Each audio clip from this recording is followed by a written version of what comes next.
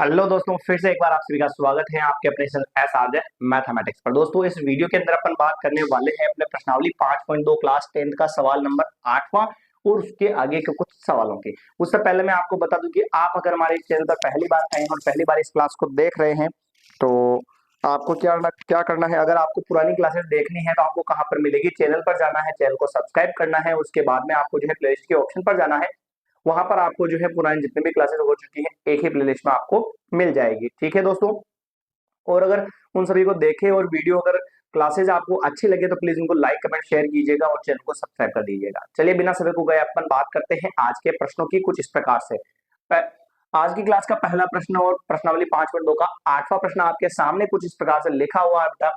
एक एपी में 50 पद है जिसका तीसरा पद तो है 12 है और अंतिम पद है 106, तो उसका 29वां पद क्या होगा। तो जैसा कि मैंने आपको बताया था कि कोई सा भी पद निकालना हो सबसे पहले आपके पास जो है प्रथम पद ए और सार्व अंतर डी होना चाहिए। ठीक है ना, ये दो चीजें अपने पास होनी चाहिए। तो देखिए कैसे इनको अपन सोल्व करते हैं, समझिएगा।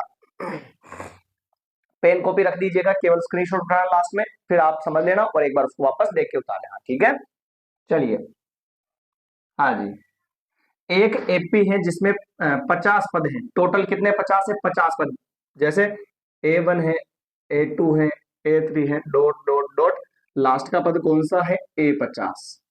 कितने पद हैं, 50 पद है, जिसमें उसका अंतिम पद कितना है, 106। यानी 50वें नंबर का जो पद है ना वो कितना है, 106। तो हमें 29वां पद निकालना है, उसकी तो बात बाद में करेंगे। और तीसरा पद है 12। तीसरा पद कितना दे रखा है बेटा, 12। समझना ध्यान से, थोड़ा सा है ना। देखिएगा, एक एपी बनाई अपन ने, A1 A2 A3 dot dot dot dot, और 50 पद है, यानी कि लास्ट का कौन सा पद है, A50 हो जाएगा। 50 पद है टोटल, A50 हो गया, जिसमें तीसरा पद तो 12 है। तो तीसरा पद का मतलब क्या होगा, A3 हो गया ना। 2 मिनट, थोड़ा सा इसको सही कर देते हैं ना।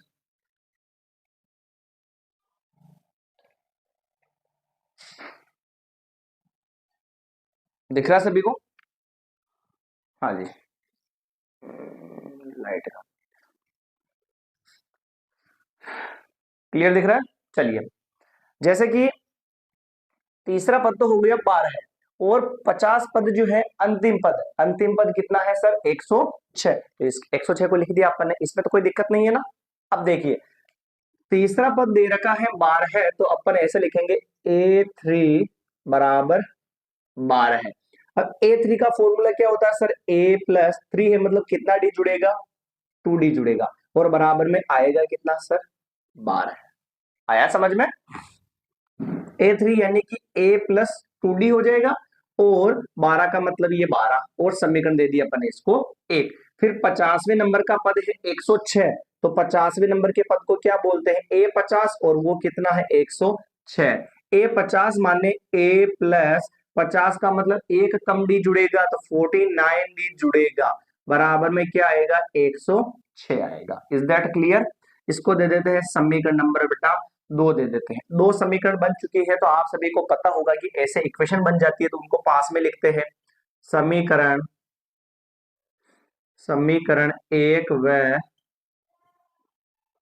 समीकरण 2 से दोनों को पास में लिख देते हैं।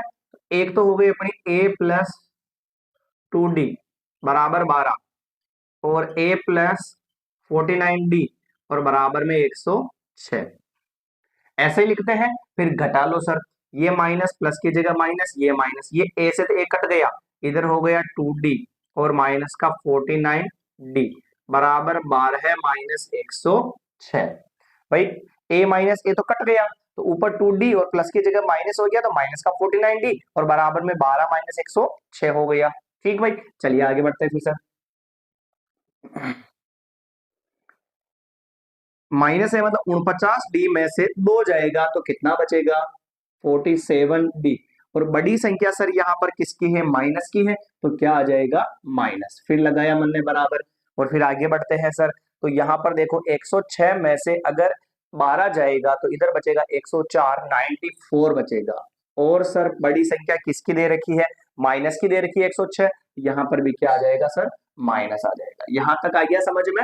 चलिए, माइनस से तो माइनस क्या कर देता हूं मैं, काट देता हूं, तो D बराबर 94 और इंटू वाले 47 कहाँ चले जाएंगे, बटे में।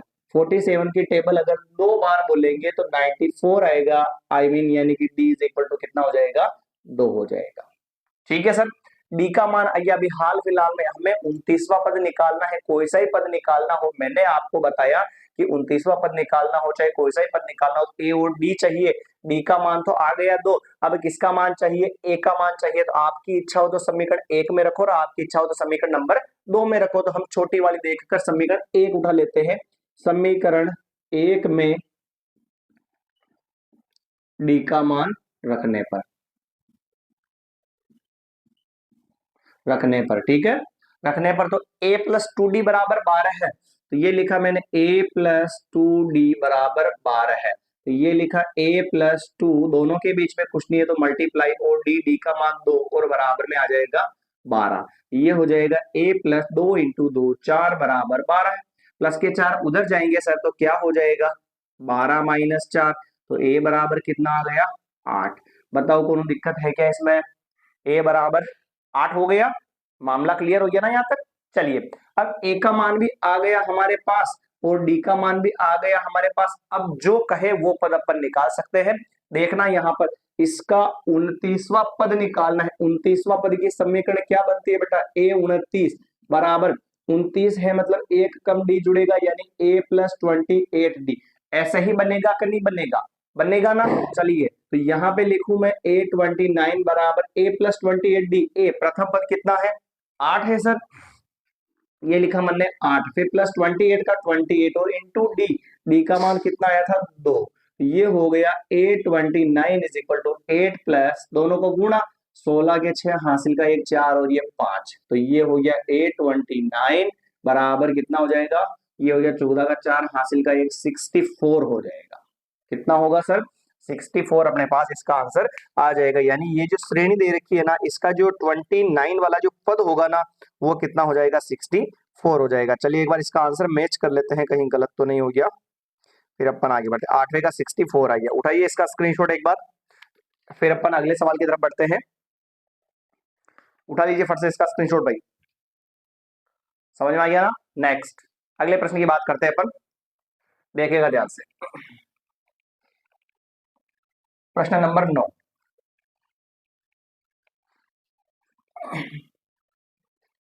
वीडियो को स्किप मत कीजिएगा, बस ये ध्यान रखिएगा, क्लास को पूरा देखिएगा फिर डिसाइड करिएगा कि आपको समझ में आया कुछ या नहीं आया। एक बार देखने से तो वैसे क्या आएगा, आपको कंटिन्यू क्लासेस देखनी पड़ेगी।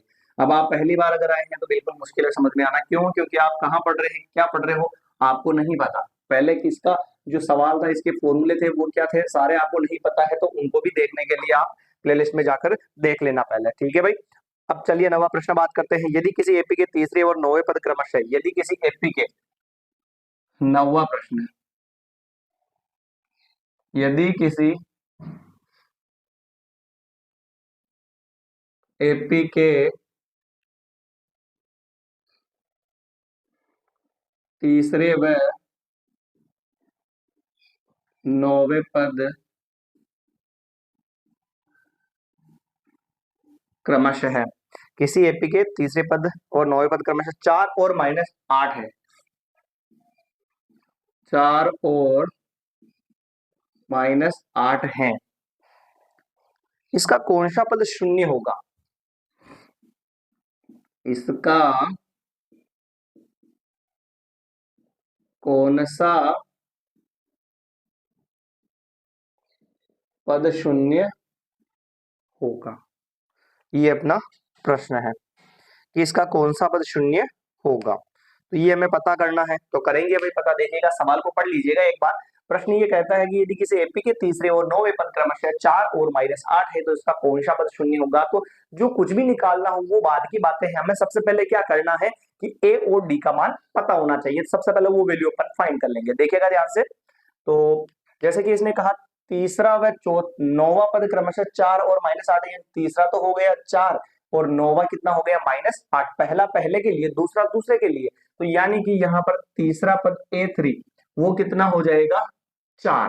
तो A3 को मैं क्या लिख सकता हूँ, A प्लस 3 है, इसका मतलब एक कम D जुड़ेगा यानी कि क्या आ जाएगा सर जी 2D और बराबर में 4, इक्वेशन नंबर फर्स्ट हो गई। फिर दूसरी कहा इसमें नौवां पद -8 है, तो यहां पर लिखेंगे A9 बराबर -8। A9 बोले तो A प्लस 9 है, मतलब एक कम डी जुड़ेगा तो कितना हो जाएगा, 8D हो जाएगा, और बराबर में -8 हो जाएगा। इक्वेशन नंबर 2 हो गई।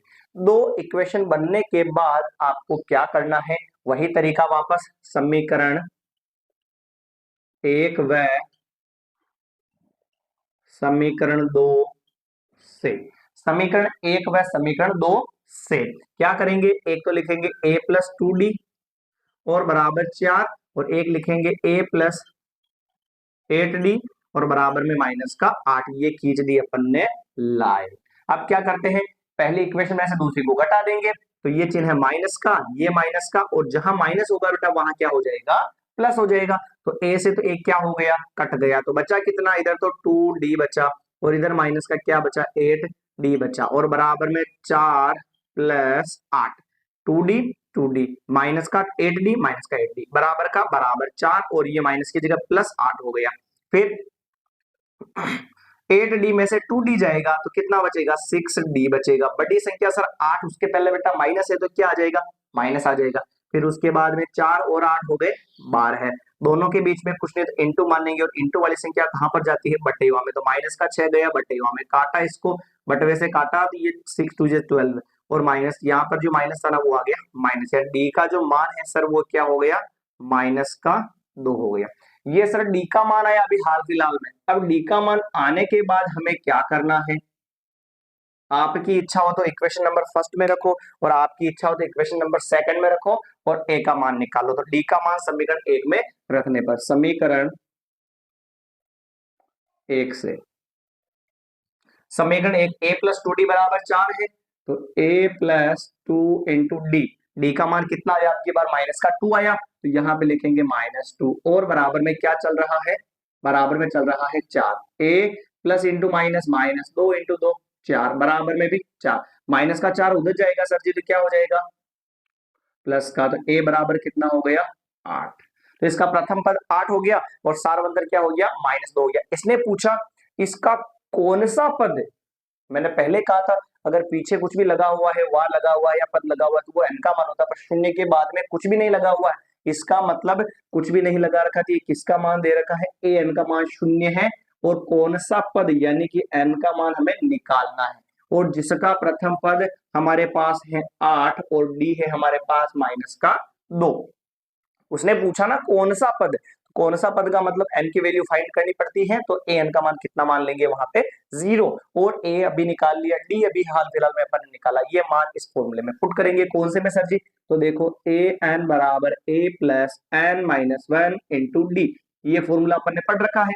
an का मान कितना है 0, बराबर प्रथम पद कितना है 8, फिर plus n minus 1 into D, D का मान कितना है सर -2, प्लस के 8 इधर आएंगे तो किसके हो जाएंगे, माइनस के, 0 का कोई मतलब नहीं है, और इधर बचेगा n-1, और इंटू वाले -2 को कहा भेज दूं मैं, बटेवा में, ये -2 आ गया बटेवा में, माइनस से माइनस काट लिया, 2 से काटा सर जी इसको कितनी बार, 4 बार, ये 4, माइनस का 1 इधर आएगा तो किसका हो जाएगा, प्लस का, और बराबर में क्या बचेगा n, तो 4 + 1 कितना हो गया 5, यानी कि इसका जो पांचवा जो पद है ना वो क्या हो जाएगा, 0 हो जाएगा। इसका पांचवा जो पद है वो क्या हो जाएगा, 0 हो जाएगा। चलिए उठाइए इसका एक बार स्क्रीनशॉट, फिर अपन अगले प्रश्न की बात करते हैं।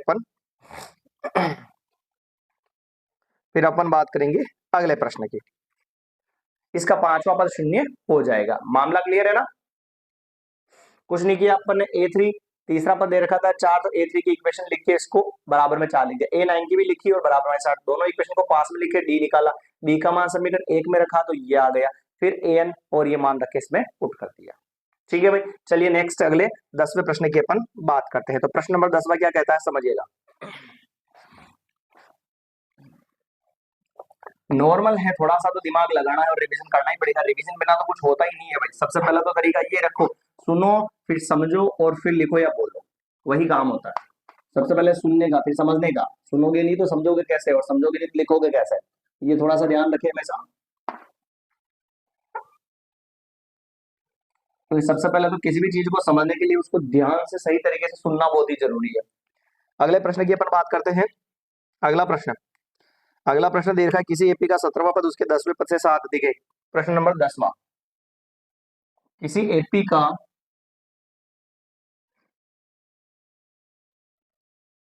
एपी का 10वां पद, किसी एपी का, सॉरी 17वां पद, 17वां पद उसके 10वें पद से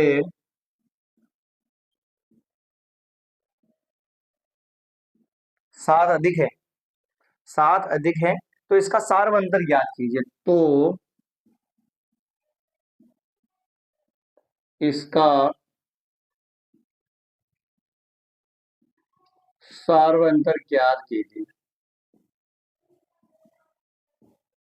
लीजिए सर जी, आपके सामने ये प्रश्न लिखा हुआ है, प्रश्न नंबर 10, और आपको क्या करना है, इसको सोल्व करना है। तो किसी एपी का 17वां पद, जैसा प्रश्न कहता है वैसा हम चलते जाएंगे और लिखते जाएंगे। देखना, एपी का 17वां पद, 17वां पद किसको बोलते हैं, ए17 को। एपी का 17वां पद, तो 17वां पद किसको बोलते हैं, ए17 को। 10वें पद से 7 अधिक है, 10वें पद से 7 अधिक, 10वां पद क्या होता है, ए10, और जो भी 10वां पद है उसे 7 अधिक और अधिक का नाम ले ले तो क्या करना पड़ता है, प्लस करना पड़ता है, और बीच में क्या आ जाता है, बराबर। 17वां पद उसके 10वें पद से 7 अधिक है, तो जोड़ दिया और बीच में क्या लगा दिया, बराबर। ए17 का फॉर्मूला क्या बनता है सर जी, ए17 यानी कि क्या बनेगा, एक कम डी जुड़ेगा, 17 है मतलब कितना जुड़ेगा 16 हो जाएगा। तो ए17 का फॉर्मूला क्या होता है, ए प्लस 16 डी, फिर बराबर ए10 का फॉर्मूला क्या बनेगा, ए प्लस 10 है मतलब कितना डी जुड़ेगा, 9 डी, और प्लस का क्या हो जाएगा, 7। बताओ यहां तक कोई दिक्कत है क्या सर जी, नहीं है ना, क्लियर हो गया ना मामला यहाँ तक। तो ए17 का फॉर्मूला क्या बना, ए प्लस 16 डी, और ए10 का क्या बना, ए प्लस 9 डी और प्लस का 7। एबीसीडी को एक साइड में ले लेते हैं, तो ए प्लस 16 डी और प्लस का ए इधर माइनस में, प्लस का 9 डी इधर आएगा माइनस में, तो बराबर में कहा बचेगा, 7 बचेगा ना, 7 बच गया। इसके बाद में देखो ये प्लस का ए से तो माइनस एक कट गया, अब देखो ये भी माइनस का और ये प्लस का, जब एक संख्या माइनस की एक संख्या प्लस की हो तो जोड़ या बाकी होती है, तो क्या होती है, बाकी। तो 16 डी में से 9 डी जाएगा, तो कितना बचेगा सर जी, 7 डी बचेगा। क्या बचेगा, 7 डी, और बड़ी संख्या प्लस की है, प्लस लगाना जरूरी नहीं है सर। बराबर में क्या चल रहा है, 7, डी का मान निकालना है बेटा जी, तो ये 7 इंटू वाला कहाँ चल देगा, बटेओ में। 7 को 7 से अपन ने काट दिया, तो आंसर कितना आ गया, 8। तो डी यानी कि कितना हो गया, इसका जो सार्व अंतर है वो क्या हो जाएगा, 1 हो जाएगा। तो उठाइए इसका भी स्क्रीनशॉट, बहुत आसान सवाल है, फट से इसका स्क्रीनशॉट उठा लीजिए एक बार। डी का मान कितना हो गया, 1 हो गया। इसमें कोई दिक्कत हो तो आप बता सकते हैं भाई, बहुत नॉर्मल है, परीक्षा में पूछने वाले प्रश्न टाइप का है। 17वां पद यानी ए17, 10वें पद यानी ए10 से 7 अधिक था, तो इसमें 7 अधिक कर दिया और बीच में बराबर लगाया। 17 का फॉर्मूला यहाँ लिखा, 10 का फॉर्मूला यहाँ लिखा, प्लस का 7, इन दोनों एबीसीडी को इधर ले लिया तो माइनस में हो गई, ये प्लस का माइनस का कट गया, 16 में से 9 जाएगा, 7 बचेगा, इंटू बड़ा कहाँ चल दिया, बटेओ में, भाग लगाया अपन ने, तो डी का मान कितना आ गया भाई, 1 आ गया। ये अपना सवाल जो है बिल्कुल खत्म हो चुका है, बहुत नॉर्मल सवाल है भाई। ठीक, चलिए अगले प्रश्न की बात करते हैं अपन। तो अगला जो प्रश्न है देखिएगा ध्यान से, करते हैं इसको रफ।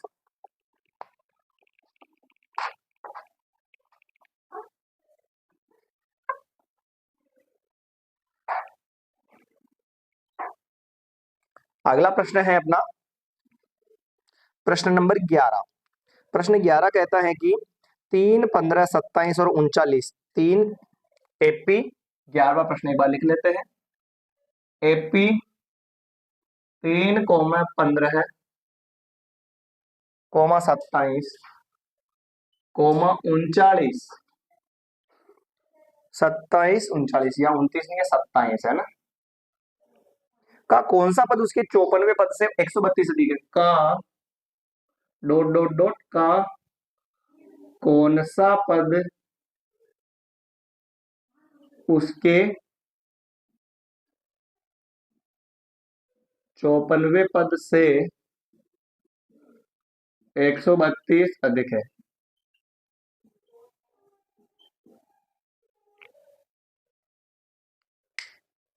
लीजिए सर, एपी 3, 15, 27, 39 का कौन सा पद उसके 54वें पद से 32 अधिक है। कौन सा पद? तो हम मानेंगे सर जी कौन सा पद?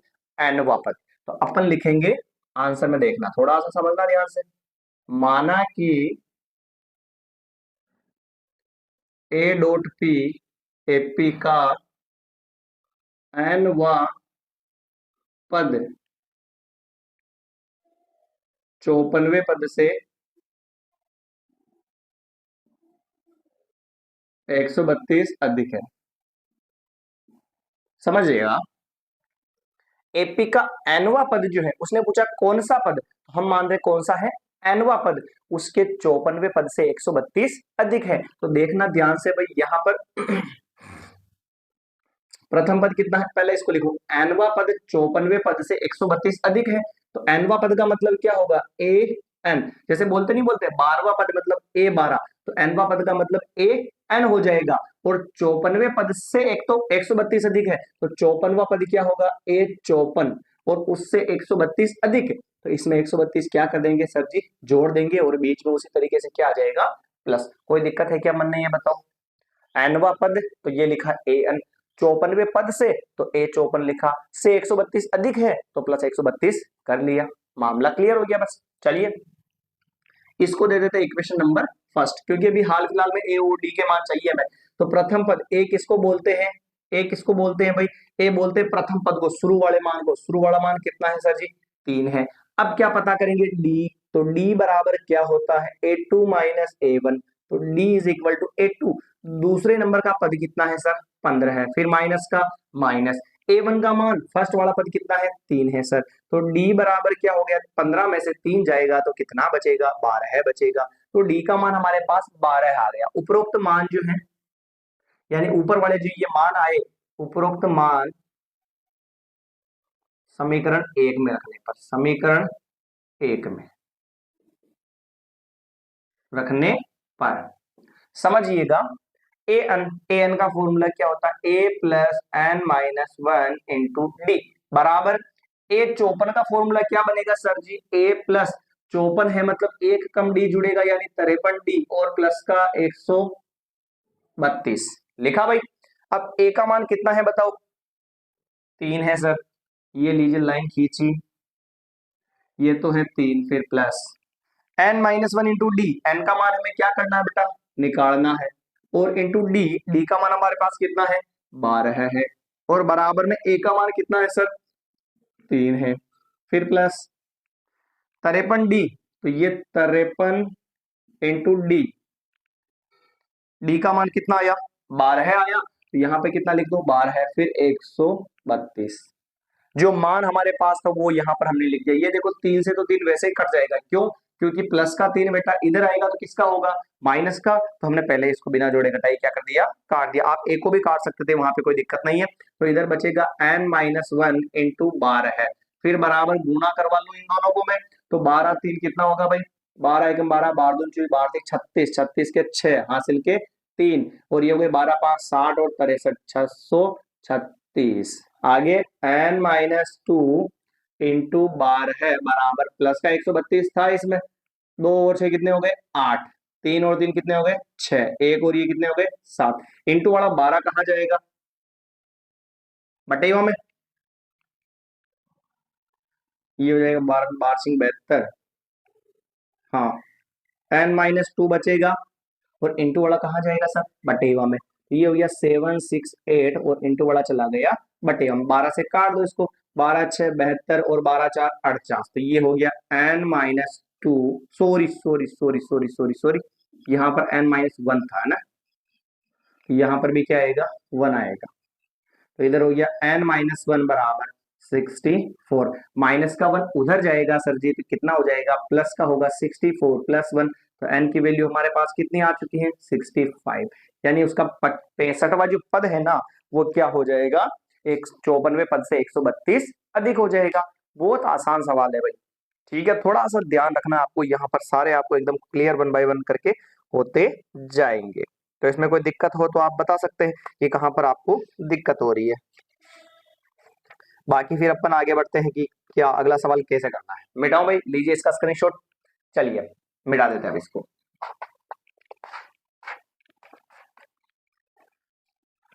अगले प्रश्न की अपन बात करते हैं।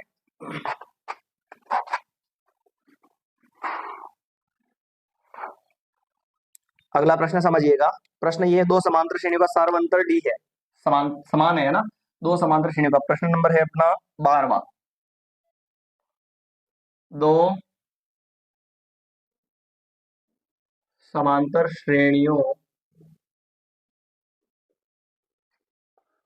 का सार्वंतर समान है, सार्वंतर समान है यदि उनके 100वें पदों का अंतर 100 है, यदि उनके 100वें पदों का अंतर 100 है, तो उनके 1000वें पदों का अंतर, तो उनके 1000वें पदों का अंतर क्या होगा? तो उनके 1000वें पदों का